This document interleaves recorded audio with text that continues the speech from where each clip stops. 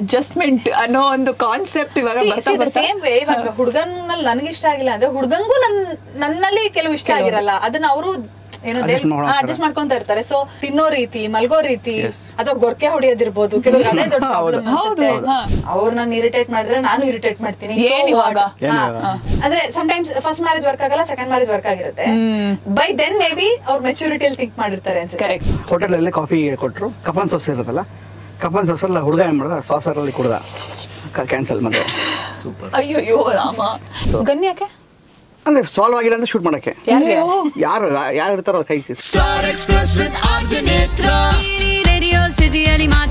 Hi ಎಲ್ಲರಿಗೂ ನಮಸ್ಕಾರ, ನಾನು ನಿಮ್ಮ ಪೃಥ್ವಿ ಅಂಬರ್. ನಾನು ಮಿಲನ ನಾಗರಾಜ್. ನೀವು ನೋಡ್ತಾ ಇದ್ದೀರಾ ರೇಡಿಯೋ ಸಿಟಿ ಕನ್ನಡ. ಏನ್ ಯೋಚನೆ ಮಾಡ್ತಿದ್ದೀರಾ? ಬೇಗ ಬೇಗ ಬೆಲ್ ಐಕನ್ ಕ್ಲಿಕ್ ಮಾಡಿ. ಮದ್ವೆಗಳು ಅಂತ ಮುಂಚೆ ಏನಾದಾಗ ಇವತ್ತಿಗೆ ಮದ್ವೆ ಆದ ಕೂಡ ಅಥವಾ ಮದ್ವೆ ಮುಂಚೆನೆ ಮದ್ವೆ ರಿಜಿಸ್ಟರ್ ಮಾಡಿಸ್ಬಿಟ್ಟಿರ್ತಾರೆ. ಹೌದು. ಅವತ್ತಿನ ಕಾಲದಲ್ಲಿ ಅವತ್ತಿನ couples marriages hardly var registered. For that matter ನಮ್ಮ ಅಪ್ಪ ಅಮ್ಮನ ಮದ್ವೆ ಕೂಡ ನಮ್ಮ ಮದ್ವೆ ಟೈಮ್ ನಲ್ಲಿ ನಾವು ರಿಜಿಸ್ಟರ್ ಮಾಡ್ಬೇಕಾದ್ರೂ ಕೂಡ ನಾವು ರಿಜಿಸ್ಟರೇ ಮಾಡ್ಕೊಂಡಿಲ್ಲ. ಅದು ಸುಮ್ಮನೆ ತಮಾಷೆ ಮಾಡ್ತಾ ಇದ್ರು, YONO between my parents they would just make fun, YONO ಯಾವತ್ ಬೇಕಾದ್ರೂ ನಾನು ಓಡೋಗ್ಬೋದು ಅಂತ. ಬಟ್ ಆಕ್ಚುಲಿ ಬಾಟಮ್ ಲೈನ್ ಅಲ್ಲಿ ಆ ಕಮಿಟ್ಮೆಂಟ್ ಅನ್ನೋದು ಏನಿರ್ತಿತ್ತು ಕಪಲ್ಸ್ ನಡುವೆ, ಅದ್ ರಿಜಿಸ್ಟರ್ ಆದ್ರೂ ಆಗಿರ್ಲಿ ಇಲ್ಲದೆ ಆನ್ ಪೇಪರ್ ಇವತ್ತಿಗೆ ಪ್ರೀನಪ್ಷಿಯಲ್ ಅಗ್ರಿಮೆಂಟ್ಸ್ ಎಲ್ಲ ಮಾತಾಡ್ತಾ ಇದೀವಿ ನಾವು. ಆ ಕಮಿಟ್ಮೆಂಟ್ ಕಡಿಮೆ ಆಯ್ತಾ ಅಥವಾ ಡೌಟ್ ಜಾಸ್ತಿ ಆಗೋಯ್ತಾ ಜನರಲಿ? What is it? ನಾನು ಇದನ್ನ ಫಿಲ್ಮ್ ಮಾಡ್ಬೇಕಾದ್ರೆ I made some few advocates, mediators of divorce mediators ಎಲ್ಲ ಮೀಟ್ ಮಾಡಿ ವಿ ಮೇಡ್ ಒಂದು ಸ್ಟಾಟಿಸ್ಟಿಕ್ಸ್ ಬಂತು. So for example, out of 100 people who have applied for divorce, 70% are failures.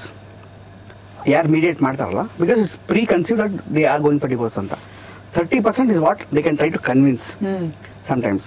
So ಇದು ನೀವು ಹೇಳೋದಲ್ಲ, ಅಗ್ರಿಮೆಂಟ್ಸ್ ಬರುತ್ತೆ, ರಿಜಿಸ್ಟ್ರೇಷನ್ ಸರ್ಟಿಫಿಕೇಟ್. ಯಾಕೆ ಅಂದರೆ ಇದೆಲ್ಲ ಯಾವಾಗ ಬಂತು ಅಂದರೆ where people go in other ways. For example, case ಎಲ್ಲ ಹಾಕಿ ತುಂಬ ಬೇರೆ ಇಶ್ಯೂಸ್ ಆಗಿ ಲೀಗಲ್ ಪ್ರಾಪರ್ಟೀಸ್ ಬಂದಾಗ, ಸೊ ರಿಜಿಸ್ಟ್ರೇಷನ್ಗೆ ಏನು proof, this should be some documentation.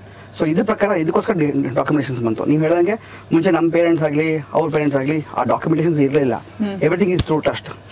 ಮನ್ಸು ಇವಾಗ ಬರೀತಲೆ, ನಮ್ಮ ಮನ್ಸು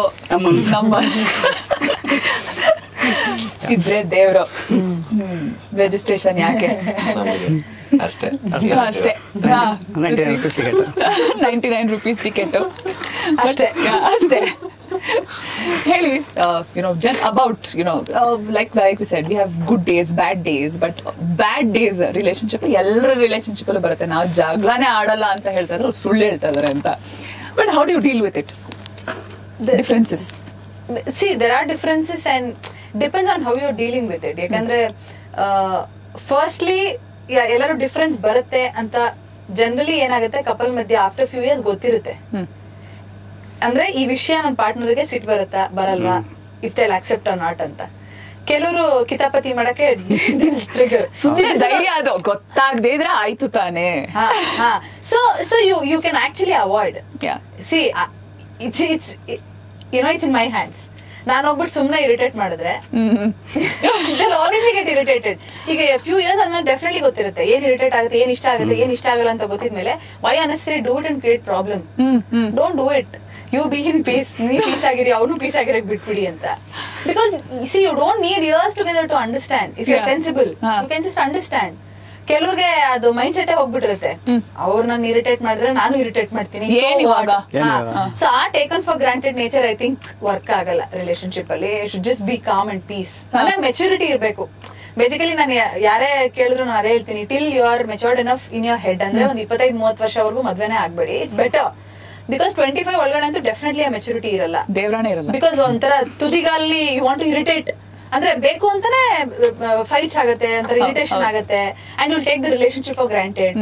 ಸೊ ಎಷ್ಟೊಂದು ಪ್ರಾಬಬ್ಲಿ ಡಿವೋರ್ಸ್ ಗಳು ಆಗೋಗುತ್ತೆ. 25, 26, 27 ಅಲ್ಲೇ ಡಿವೋರ್ಸ್ ಆಗೋಗುತ್ತೆ. ಬಹುಶಃ ಅದೇ ಕಪಲ್ ಒಂದ್ ಸ್ವಲ್ಪ ಮೆಚುರಿಟಿ ಇದ್ದಿದ್ರೆ, ಅಂದ್ರೆ ಸಮ್ಟೈಮ್ಸ್ ಫಸ್ಟ್ ಮ್ಯಾರೇಜ್ ವರ್ಕ್ ಆಗಲ್ಲ, ಸೆಕೆಂಡ್ ಮ್ಯಾರೇಜ್ ವರ್ಕ್ ಆಗಿರುತ್ತೆ. ಬೈ ದೆನ್ ಮೇ ಬಿ ಅವ್ರ ಮೆಚುರಿಟಿಯಲ್ಲಿ ಥಿಂಕ್ ಮಾಡಿರ್ತಾರೆ ಅನ್ಸುತ್ತೆ. Okay, I have done these mistakes, ಈ ತರ ಮಾಡಬಾರ್ದು ಅಂತ. So it's all about. ಒಂದು ಕೇಸ್ ಆಗಿತ್ತು, ಎಂಗೇಜ್ಮೆಂಟ್ ಆಗಿದ್ದು ನೆಕ್ಸ್ಟ್ ಡೇ ಹುಡುಗ ಹುಡುಗಿ ನಮ್ಗೆ ಗೊತ್ತಿರೋ ಕಡೆ ಆಗಿದ್ದು. They gone to a party. So ಹೋಟೆಲಲ್ಲಿ ಕಾಫಿ ಕೊಟ್ಟರು, ಕಪನ್ ಸಾಸ್ ಇರುತ್ತಲ್ಲ, ಕಪನ್ ಸಾಸ್ ಎಲ್ಲ ಹುಡುಗ ಏನು ಮಾಡ್ದ, ಸಾಸರಲ್ಲಿ ಕುಡ್ದ, ಕ್ಯಾನ್ಸಲ್ ಮತ್ತೆ. ಸೂಪರ್. ಅಯ್ಯೋ ರಾಮ. ಬಿರಿಯಾನಿಲಿ ಪೀಸ್ ಸಿಗ್ಲಿಲ್ಲ ಅಂತ ಮದುವೆ ಕ್ಯಾನ್ಸಲ್ ಆಗ್ತಾ ಇದೆ. ಅಂದ್ರೆ ರೀಸನ್ಸ್ ಅಷ್ಟೇ. ನಿಮ್ ಈಗ ಒಂದು ವ್ಯಕ್ತಿ ಇಷ್ಟ ಇಲ್ಲ, ನನಗೇನೋ ಸೆಟ್ ಆಗ್ತಿಲ್ಲ ಅಂದ್ರೆ ಇಲ್ಲ. But actually I think especially after marriage, ನಾನು ಪೃಥ್ವಿ ಯಾವಾಗ್ಲೂ ಮಾತಾಡ್ಕೊಂತ ಇರ್ತೀವಿ. ಈಗ ಡೇಟ್ ಮಾಡ್ಬೇಕಾದ್ರೆ everything is so rosy and ಚೆನ್ನಾಗಿರುತ್ತೆ. ನೀವು you'll show your best side, ಒಳ್ಳೆ ಸೈಡೇ ತೋರಿಸ್ಕೊಂತ ಇರ್ತೀರಾ. ಮೀಟ್ ಮಾಡೋದು ಅಪರೂಪಕ್ಕೆ. ವೆಡ್ಡಿಂಗ್ ಆದ್ಮೇಲೆ ಹಂಗ ಆಗಲ್ಲ. ಮದ್ವೆಲಿ 24/7 ನೀವು ನಿಮ್ ಪಾರ್ಟ್ನರ್ಸ್ ನೋಡ್ತಾ ಇರ್ತಾರೆ. ಚಿಕ್ಕ ವಿಷಯನೂ ಅಬ್ಸರ್ವೇಷನ್ ಬೇಕೋ ಬೇಡವೋ ಕಾಣುತ್ತೆ. ಅಂದ್ರೆ ಈಗ ಸರ್ ಹೇಳ್ದಂಗೆ ತಿನ್ನೋ ರೀತಿ, ಮಲ್ಗೋ ರೀತಿ, ಅಥವಾ ಗೊರ್ಕೆ ಹೊಡಿಯೋದಿರ್ಬೋದು, ಕೆಲವ್ರಿಗೆ ಅದೇ ದೊಡ್ಡ ಪ್ರಾಬ್ಲಮ್ ಅನ್ಸುತ್ತೆ. ಅದನ್ನೆಲ್ಲ you can't consider it a problem ಅಲ್ವಾ? ಏನ್ ಮಾಡಕ್ಕಾಗತ್ತೆ? ಅಡ್ಜಸ್ಟ್ಮೆಂಟ್ ಅನ್ನೋ ಒಂದು ಕಾನ್ಸೆಪ್ಟ್ ಇವಾಗ ಸೇಮ್ ವೇ. ಇವಾಗ ಹುಡುಗನಲ್ಲಿ ನನ್ಗೆ ಇಷ್ಟ ಆಗಿಲ್ಲ ಅಂದ್ರೆ ಹುಡುಗಂಗೂ ನನ್ನಲ್ಲಿ ಕೆಲವು ಇಷ್ಟ ಆಗಿರಲ್ಲ. ಅದನ್ನ ಅವರು ಏನೋ ಅಡ್ಜಸ್ಟ್ ಮಾಡ್ಕೊಂತ ಇರ್ತಾರೆ. ಸೊ ಯು ಕ್ಯಾನ್ ಜಸ್ಟ್, ಈಗ ನಾನ್ ನನ್ ಪಾಯಿಂಟ್ ಆಫ್ ವ್ಯೂ ಏನ್ ಅನ್ಕೊಂತಿದ್ದೀನಿ, ನನಗ್ ಮಾತ್ರ ಇರಿಟೇಟ್ ಆಗ್ತಿದೆ ಅಂತಲ್ಲ. Actually if you think the other person also getting irritated. ಅವ್ರಿಗೂ ಕೆಲವು ಇಷ್ಟ ಆಗಲ್ಲ. ಏನ್ ಮಾಡಕ್ಕಾಗತ್ತೆ? ಬಿಕಾಸ್ ನಾವು ಹುಟ್ಟು ಬೆಳೆದಾಗಿಂದ ಕೆಲವು ಹ್ಯಾಬಿಟ್ಸ್ ಬೇಕೋ ಬೇಡವೋ ಬಂದಿರುತ್ತೆ. ಅಥವಾ ಒಂದ್ ಏಜ್ ಅಲ್ಲಿ ಅದನ್ನ ಸರಿ ಮಾಡ್ಕೊಂಡಿರಲ್ಲ. ಲೈಕ್ ಸೇ ನನಗೆ ಯಾರು ತಿನ್ಬೇಕಾದ್ರೆ ತುಂಬಾ ಸೌಂಡ್ ಮಾಡಿದ್ರೆ ನಂಗೆ ಸಖತ್ ಇರಿಟೇಟ್ ಆಗುತ್ತೆ. ಬಟ್ ಈಗ ಯಾರು ಪಕ್ಕದಲ್ಲಿ ಕೂತಿರೋರು ತುಂಬಾ ಸೌಂಡ್ ಮಾಡ್ತಾ ಇದ್ರೆ ಚಿಕ್ಕ ವಿಷಯ, but it's okay. C partners understanding ಇದ್ರೆ ಹೇಳ್ಬೋದು. ಅದನ್ನ ಅಫೆನ್ಸಿವ್ ಆಗಿ ತಗೊಂಡ್ರೆ ಹೇಳ್ಬಹುದು ಅಷ್ಟೇ. ಬಟ್ ಅದ್ರ ಪದೇ ಪದೇ ಹೇಳ್ತಾ ಇದ್ರೆ ಅವರು ಕೂಡ ನನ್ನಷ್ಟಕ್ಕೆ ಇಟ್ಬಿಡು, ಇರೋಗ್ ಬಿಟ್ಬಿಡು ಅನ್ನೋ ಪಾಯಿಂಟ್ ಆಫ್ ವ್ಯೂ ಅವರು ಕೂಡ ಸ್ನ್ಯಾಪ್ ಔಟ್ ಮಾಡುವಂತ ಸಾಧ್ಯತೆಗಳಿರುತ್ತೆ. ಪೃಥ್ವಿ, ನಿಮ್ story? I don't like peace, I like problems. ಹಂಗಾರೆ ನಿಮ್ಮ ಹತ್ರ ಇನ್ನೊಂದೇ ಎಪಿಸೋಡ್ ಮಾಡ್ತೀನಿ ನಾನು ಸೆಪರೇಟ್ ಆಗಿ. ಇಲ್ಲ, ಇವ್ರು ಹೇಳ್ತಾ ಇದ್ ನಂಗೆ ನಗು ಬರ್ತಾ ಇತ್ತು. ಇರಿಟೇಟ್ ವಿಷಯ ಅಲ್ಲ, ನಾನು ಯಾವಾಗ ಇರಿಟೇಟ್ ಮಾಡ್ತಾ ಇರ್ತೀನಿ. ಬಿಕಾಸ್ ಲೈಕ್ ಮೈ ವೈಫ್ ತುಂಬಾ ಕ್ಲೀನ್ ನೀಟ್, ಅಂದ್ರೆ ಹಿಂಗಿದ್ರೆ ಹಿಂಗಿರ್ಬೇಕು ಅಂತ. ನಮ್ಗೆ ಹಂಗಿರ್ಲೇಬಾರ್ದು. ಯಾಕೆ ಹಂಗೆ ಇರ್ಬೇಕದು? ಹೌದು, ರೆಬೆಲ್ ನೀವು. ಸೊ ನನ್ನ ಮದರ್ ಇನ್ ಲಾ ಯಾವಾಗ್ಲೂ ಅಂದ್ರೆ ಅವ್ರು ನನ್ನ ತಡಿಯೋದು, ನೀನ್ ಸುಮ್ಗಿರಣ. ಓ, ಇಲ್ಲಿ ಅತ್ತೆ ಅಳಿಯ ಫ್ರೆಂಡ್ಸ್ ಆಗ್ಬಿಟ್ಟಿದಾರ ಇಲ್ಲಿ. ಏನೋ ಮಾತಾಡಬೇಕು, ಏನೋ ಇರಿಟೇಟ್ ಮಾಡಬೇಕು, ನೀನ್ ಸುಮ್ನಿರ್, ನಿಂಗೆ ಗೊತ್ತಾನ ಸುಮ್ನಿರ್. ಬಟ್ ನನಗೆ ಇಷ್ಟ, ನನಗೆ ಜಗಳಗಳು, ಚಿಕ್ಕ ಜಗಳಗಳು ಇಷ್ಟ. ಇಟ್ ಮೇಕ್ಸ್ ಥಿಂಗ್ಸ್ ಇಂಟ್ರೆಸ್ಟಿಂಗ್ ಅಂತ ಅನ್ಸುತ್ತೆ. ಇದೊಂಥರ ಲ್ಯಾಂಗ್ವೇಜ್ ಆಫ್ ಒಬ್ಬೊಬ್ರದ್ದು ಒಂದೊಂಥರ ಇರುತ್ತೆ. ಕಿತಾಪತಿ ಮಾಡಿ ಕೆಣಕಿ ಪ್ರೀತಿ ತೋರಿಸುವಂಥದ್ದು. ಇನ್ ಕೆಲವರು ಆಕ್ಚುಯಲ್ ಹೂ ಕೊಡೋದು, ಅದೆಲ್ಲ very filmy kind of love. ಈ ಕಿತಾಪತಿ ಸುಮ್ನೆ ಕೂತಿದ್ರೆ ಜುಟ್ಟೆಳ್ಬಿಟ್ಟು ಓಡ್ಬಿಡೋದು, ಇನ್ನೇನೋ ತರ ಇರಿಟೇಟ್ ಮಾಡೋದು. ಈಗ ನನ್ನ ಮಗಳು ಬಂದಿದ್ದಾಳೆ, ಅವಳು ನನ್ಗಿಂತ ಡಬಲ್. ಇಬ್ರು ಸೇರಿ ತುಂಬಾ ತೊಂದರೆ ಕೊಡ್ತಾ ಇರ್ತೀವಿ. ಒಂದು ಮರದಿಂದ ಕಾಯಿ ತುಂಬಾ ದೂರ ಬೀಳಲ್ವಂತೆ, ಅಲ್ಲೇ ಬೀಳುತ್ತಂತೆ. ಅದ್ ಹಂಗೆ ಇರ್ಬೇಕದು. ನಾನು ನನ್ನ ವೈಫ್ ಹೆಂಗೆ LKG ಫ್ರೆಂಡ್ಸ್, ನಮ್ಮ ಅತ್ತೆ ನಂಗೆ ಚಿಕ್ಕ ವಯಸ್ಸಿಂದ ನೋಡಿದ್ದಾರೆ. MBA ಎಕ್ಸಾಮ್ ಆಗ ತನಕ ಎಂಗೇಜ್ಮೆಂಟ್ ಮಾಡ್ಲಿಕ್ಕೆ ಕೂತಿದ್ರು ಅವರು. MBA I had to get 70 plus minimum percentage. ಅದಾದ್ಮೇಲೆ ಎಂಗೇಜ್ಮೆಂಟ್ ಮಾಡ್ತೀನಿ ಅಂತ. So I had to study. ಅಯ್ಯೋ, ಇದೆಲ್ಲ ಹುಡುಗಿಗೋಸ್ಕರ MBA ಮಾಡಿ 70% ಸ್ಕೋರ್ ಮಾಡಿ ಎಷ್ಟೆಲ್ಲ ಸರ್ಕಸ್ಗಳು. ಟಾಕಿಂಗ್ ಆಫ್ ಜನರಲಿ ಇನ್ಲಾಸ್ ಬಗ್ಗೆ ಎಲ್ಲ ಆ ಥರ ಮಾತಾಡಬೇಕಾದ್ರೆ, ರಿಲೇಶನ್ಶಿಪ್ಗಳು ಅಂತ ಬರಬೇಕಾದ್ರೆ ಮೋಸ್ಟ್ ಪ್ರಾಬ್ಲಮ್ಸ್ ನಾವು ಹುಟ್ಕೊಳ್ಳೋದು ಪ್ರಾಬಬ್ಲಿ ಇವ್ರು ಯಾರೋ ಹೇಳಿದ್ರು, ಅವ್ರು ಯಾರೋ ಕೇಳಿದ್ರು, ಆರ್ ನಮ್ಮ ಪ್ರಾಬ್ಲಮ್ಸ್ನ ಅತಿಯಾಗಿ ರಿಲೇಶನ್ಶಿಪ್ ಪ್ರಾಬ್ಲಮ್ಸ್ನ ಥರ್ಡ್ ಪರ್ಸನ್ ಜೊತೆ ಡಿಸ್ಕಸ್ ಮಾಡೋಕೆ ಹೋಗೋದು. I think it's the biggest mistake. Actual like two people involved, ಇಬ್ಬಿಬ್ರು ಮಾತಾಡ್ಕೊಳ್ಳಿ ಅಲ್ಲ, ಇಬ್ಬಿಬ್ರು try to solve or don't tell anybody that you have problems. ಏನ್ ಹೇಳ್ತೀರಾ ಸರ್? ನಾನು ಇದೇ ಫಿಲ್ಮ್ ಸ್ಟಡಿ ಮಾಡಕ್ಕೆ ಹೋದಾಗ I had been to mediation centers. So ಅಲ್ಲಿ ಹೋಗಿ almost 3-4 days I used to just sit there and just observe the people. We have lot of rooms and everywhere. ಒಂದು ಕಡೆ ಒಂದು 10 ರೂಮ್ಸ್ ಇದೆ.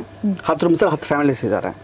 ಸೊ ಒಂದು ಕಡೆ ತುಂಬ ಸೈಲೆಂಟ್ ಆಗಿರ್ತಾರೆ, ಒಂದು ಕಡೆ ಸೂಪರ್ ಆಗಿರ್ತಾರೆ, ಇನ್ನೊಂದು ಕಡೆ ಜಗಳ ಆಗ್ತಿರುತ್ತೆ. I have seen a place where ತುಂಬ ಜಗಳ ಆದಾಗ they have actually kept gun also.